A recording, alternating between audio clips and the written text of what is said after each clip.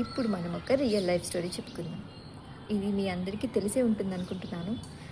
అయినా ఒకసారి వినండి. ఉజ్జయిన్ రాజకుమారి విద్యోదమ స్వయంవరం ప్రకటించింది. కానీ అది అత్యంత బలశాలితో కాదు, అత్యంత బుద్ధిశాలితో.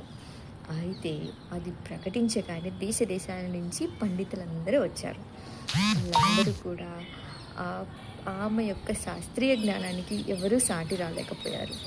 అందుకని ఆ పండితులు అనుకున్నారు, ఈమెకి ఒక మూర్ఖుడిని తెచ్చి పెడదాము అని చెప్పేసి అనుకున్నారు.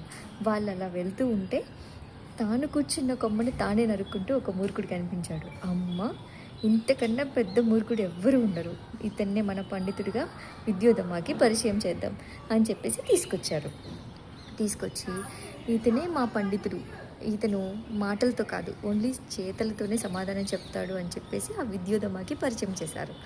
పరిచయం చేస్తే ఆ విద్యోధమ ఏం చేసిందంటే, చేతులతోనే అన్నారు కదా, అందుకని ఇలా చూపించింది ఒక వేలు. అమ్మ, ఈమె నాకే వేలు చూపిస్తుందా అని చెప్పేసి ఇలా 2 వేలు చూపించాడు. 2 వేలు చూపించగానే ఇతను తెలివైన వాడే అనుకొని మళ్ళీ ఇలా 5 వేలు చూపించింది. 5 వేలు చూపించగానే అమ్మ, నన్నే కొడతా అంటుందా మళ్ళీ అని చెప్పేసి అతని ఇలా పిడికిలు చూపించాడు అనమాట.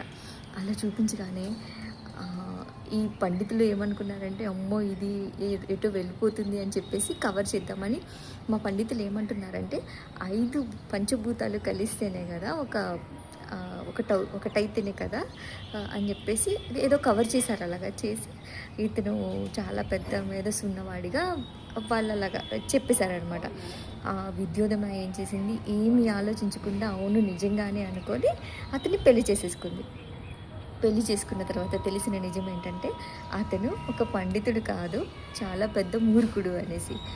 అప్పుడు తెలిసిన వెంటనే ఆ రాజ్యం నుంచి ఆ మూర్ఖుడిని బయటికి పంపించిన తర్వాత అతను ఆ బాధను తట్టుకోలేక ఒక కాళీమాత దగ్గర ఉపాసన చేసి చాలా పెద్ద పండితుడయ్యాడు.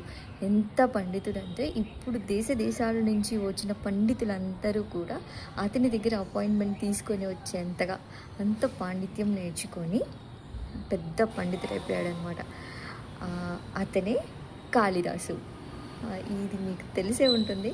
స్మాల్ స్టోరీ నచ్చితే లైక్ చేయండి. By by.